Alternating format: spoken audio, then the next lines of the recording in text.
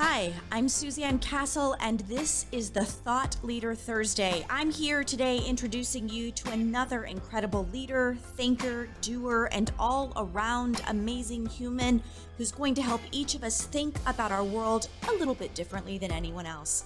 From artists to teachers, from actors to moms, from the big names to the you didn't know about them till now names, my hope is that you will connect with a leader who helps you light up in your corner of this galaxy. This is the Thought Leader Thursday show. Hi, I'm Suzanne Castle. Welcome back to the Thought Leader Thursday in 20 minutes or less.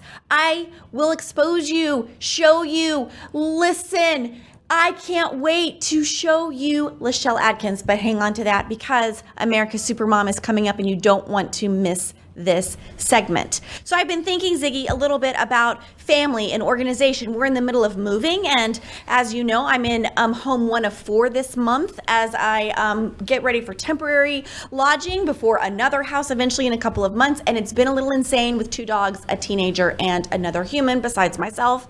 So I was wondering, Ziggy, in your own home, what's one strategy you might have seen your family use to stay organized? Well, you know, Suzanne, I have the perfect answer to this.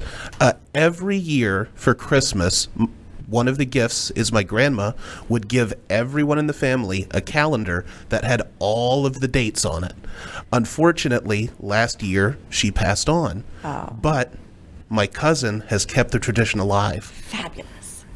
I love that. I love that. And what a personal gift too, that you can get it, you can open it, it's paper, it's not just digital. We need more of that. Ziggy, thank you for sharing that wonderful memory. And that leads me to our amazing guest. So I can't wait for you to meet LaChelle. So LaChelle Adkins, I know you know this, viewer.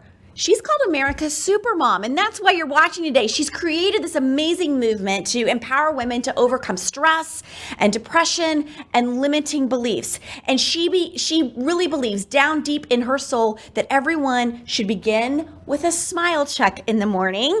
And I know she's going to talk about that with us in just a few minutes. Her and her husband, Jerome, have 15, yes, I did not stutter, 15 children. 15. So, as you can imagine, America's Supermom is America's Supermom. She has juggled motherhood and military family life and career and a life of ministry, all which led her on the search for perfection. Anybody with me on perfection? Right? Which of course is unobtainable and just leads to stress and then burnout. So her quest to find that one thing just led to a downward spiral, and I think we're going to talk about that a little bit too. And when she came out of that spiral, she began this movement to really begin to give women a fresh start, to help them live at a different level than they thought was ever possible. So besides being this lifestyle designer coach, teaching us how to implement these wonderful strategies to show up every day with a smile on her face, she helps you think about your obstacles and how to get beyond them. And she does group coaching. She speaks, she has a TV show, she has a podcast. This woman does it all with 15 children. I'm going to say that 1,000 times over. LaChelle, holy moly, thank you for making time for this show. Welcome. Thank you so much, Suzanne. And I am so honored to be here. I love being able to connect and collaborate. That is one of the things that I have definitely turned over a new leaf with, because growing up as an only child, really being academically driven, I thought that success was all around what I could do myself. Right. And I had this scarcity mindset, feeling like I had to know all the answers. I had to get everything right. And we all know how that ended up. Yeah. So I am happy to be here and share today. Well, you are truly an amazing force. And every time I watch anything that you produce, every time we've chatted, even briefly, you just emanate great joy around you. And so with so many children and so much mania, so much chaos making, like every single day of your life, I'm pretty sure that organization is a key facet of your life. And thinking that through. So what is one tip, just one, I mean, I know you're going to give us a bunch of nuggets in this interview, but what's one tip that you could give to the struggling mom who's watching right now, who's like, there's laundry over there and I haven't done it. I didn't even get a shower yet today. I have no idea how I'm even going to get to the grocery store. I got a little tugging on me. The dog needs to be walked, like all of the things. What is one tip you could give to them to kind of help it down and stay organized? Well, the first thing that I would say is rose-colored glasses. Okay. There's this term that, you walk around with these rose-colored glasses. Literally, I have rose-colored sunglasses, and I just bought a new pair the other day, because you have to learn how to laugh, how to not take things so seriously, Yes. and understand that life is going to happen even under the best Yep. circumstances. You know as well as I know, even recording with podcasts, you could have everything lined up and then the internet's not working, Right. or somebody's sound is off, things that are outside of your control. So being able to laugh and have fun, I think, is the first tip that I would say, because when you learn to laugh at yourself, you're not so looking for perfection. Right. You're able to take things as they come and really be more flexible. So that would be my first tip. Yeah, I teach that too. I teach my clients to have a joy toolbox.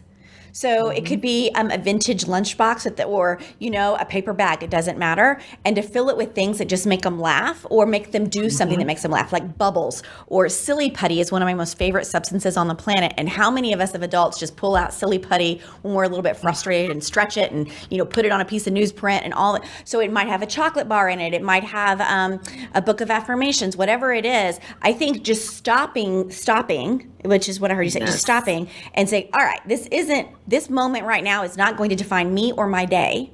So let's Mm-hmm. find a way to shake it up a little bit, so you can laugh, joy, walk outside, whatever you can do to kind of just reset yourself. I really, Yeah. really love that. And I think And definitely, and I think even, I'm sorry to interrupt, No, in you're good. that little joy toolbox, you need to have a pack of bubbles, right? Yeah. Some bubbles that you could blow. Yes. So kids all ages, they That's love right. bubbles, and it's good. I just think that a lot of those things that we think about that we relegate to childhood, we really need as adults in this day and age. There's Yeah. enough negativity in the world that wouldn't it be great if we just had a bubble moment every day? And Well, you know, I agree. I'm sorry, I just you're keep good. interrupting. Just keep on, woman. You're fine. Because one of the things with bubbles is it helps you to breathe. You Yeah. have to blow out the That's right. bubbles, right? And so that really helps you to really take that moment to pause, to really focus, be intentional. And so that really is a two-part blessing, is to being able to That's right. take some time, realize that, take a moment to breathe. That's what's important. It is, and I think the more things that are coming at you, the harder it is to breathe. And so, I teach a lot of neurodynamic theory, and so part of that is when your breathing rate is elevated, your brain is not getting enough oxygen. When your brain is not getting enough oxygen, you can't create new neural pathways. When you can't create new neural pathways, you can't see a possibility. Literally, it's physically impossible. So it all goes back to that one little element of stopping and breathing. So whatever it takes, whether it's bubbles or doing a car karaoke moment, whatever it is to get to just shake that up, I think is really important. So you've had quite the journey to now. And I know that you've struggled. I've struggled with anxiety and depression. I think you've had a couple of hospital stays, and through that journey, you came out and you were like, okay, whatever this is, can't be all that there is. There has to be something else. There has to be a different way for me to show up for my family and for my own self every single day. And so would you kind of tell us about that? I know Smile came out of that journey too. And I'd love everybody here to know a little bit more about that journey. Yeah, well, I think that's a great question. And we probably would be all day going into the real nitty gritty of it. But I think the first thing was realizing that it was a pattern that I was having. So it was actually 3 hospitalizations. It was 13 years of depression. It was this cycle that just kept repeating itself. And I would really categorize it as, not really knowing who I was. Right. When I was hospitalized, my husband sought intervention on every hospitalization. I was just going like a robot, autopilot, not really cognizant of the fact that, the things that were happening were just kind of out of control. Right. I was burning the candle at both ends. I was trying to be all things to all people. No boundaries, no self-care. Everything was poured into my children, my husband, and anybody else that I could add to that list, thinking that I was coming from a place of abundance. So after my last hospitalization, I realized that this is a pattern. that's going nowhere fast. Yeah. So I need to do something different. And in each of those hospitalizations, I just kind of like allowed other people to kind of take the wheel, to take control. I didn't really take accountability for the things, the decisions I was making, or the things, the patterns that I was creating for myself. And so after that last hospitalization, I said, you know what? I'm taking this power back. Why am I doing these things? Do I even want to do them? Do I Right. feel like I have to do them? My husband is a retired major in the military. He's also a pastor, and we do things in the community. So there's been all these leadership places that I felt like I had a mask on. Right. I was trying to be all things in every different category. And I didn't even know who I was when I looked in the mirror. So I needed to get back to who I was, how I wanted to show up, what were my values, and things of that nature. So I really took that time to reflect and find out what that was, which totally led me where I am today. Well, your work is really astounding. And you've been very courageous about sharing challenges. I know I've been following you and how you show up from TV to LinkedIn, how you motivate women. I know in your group coaching like there's so many ways you can't run from the challenge, and I think one of the most powerful things that you just talked about was you finally noticed that there was enough information to say, okay, this isn't a one-time thing. There's a distinct pattern here. And now what am I going to do with that? Am I going to live in this pattern? Is this going to be my story? Or do I want to change the ending? And if I want to change the ending, what does it look like now?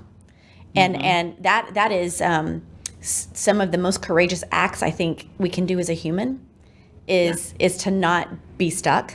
You've heard me say that before, that stuck is not a destination. Yet we love to live on Stuck Island. Like we love to just be there, and you're a testimony to changing your circumstance for the better. And now you empower and amaze so many women and help them on so many levels. And you really do connect women in a different way than I'm seeing in a lot of the other coaching spaces that I walk in. And so you've got all these like-minded women who are coming towards you. And if you, so I put you in the camp of like the mistress connector. I don't say master, but you're the mistress connector, right? So I think it's just part of who you are. You like to connect people together and you live into that moment. So why do you think keeping women like that, locking arms, is an important aspect of your own personal journey and for them? Well, I think one of the things was I was an only child. So it's so crazy. I have 15 kids and 10 of them still live at home. And I was alone growing up as a child. And I think I just have envisioned always having sisters, a sisterhood. And so I believe that we can be so much better together rather than being separated. And one of the things that I have found on my journey that I just do not like is this comparison. Right. And I feel like we have been conditioned to compare ourselves rather than learn how to collaborate. Right. So a lot of my coaching involves me empowering women to show up as their unique self, not feeling like they have to be this ideal version, but they learn how to deal with who they are authentically. And so they don't have to feel like, you lose a lot of time when you're trying to figure out how to show up in a situation. That was something that really was part of my life. I would have to really watch other people, gauge the environment, try to figure out what I'm going to say. What do I think they want to say? Listen to other people's conversation. It was crazy, right? I was just crazy alone trying to show up. And I think when I have really learned how to be who I am authentically and really mirror that for other women, I think they know exactly how they're supposed to show up, what it is they feel they're gifted at, what they know that they're not gifted at. Right. But I think we've just had this level of not being able to trust one another enough to be authentic about that. And so when we're like, hey, you know what? I'm not technology savvy. Let me go ahead and get Ziggy over here to do A, B, and C, because it is not my wheelhouse. I mean, it's just a game changer to be able to do that. Well, it really is. And I say the phrase a lot, that collaboration over competition. And yet we've been a product of a system for a really long time that is about being the best and doing the best and being the top of the class. And I think, at least in my world, I'm beginning to see the tide turn a little bit. It's super slow. But because knowledge is coming at us so fast, and there are so many leapfrogs in technology and medicine and innovation, that one person simply can't hold all of that anymore.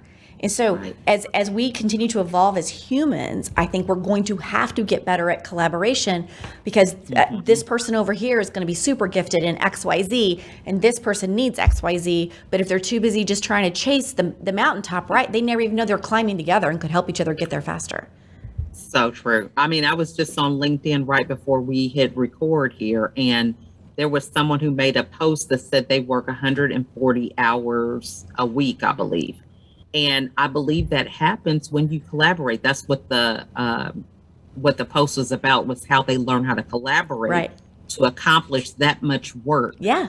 Because they know how to work with the team. So I totally agree with that. Right. And I think part of understanding team dynamics anyway is saying that you can't do it all, which, is hard. And that's a gut check sometimes, to be like, what, you mean I'm not the end all be all of the world? What, but I think it's important to go, I'm not. And I'm not at, like, for me, I'm really bad at math, and just not my gift. Numbers don't make sense to me. They never have, and it's okay. But gosh, there's so many other things I do. And there's a friend of mine who's so gifted at math.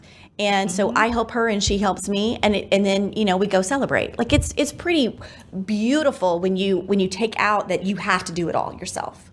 Right? So true. I mean, and you're able to show up. Right. I can show up every day for work because I know I can be me. Right. I don't have to go around pretending to have all the answers.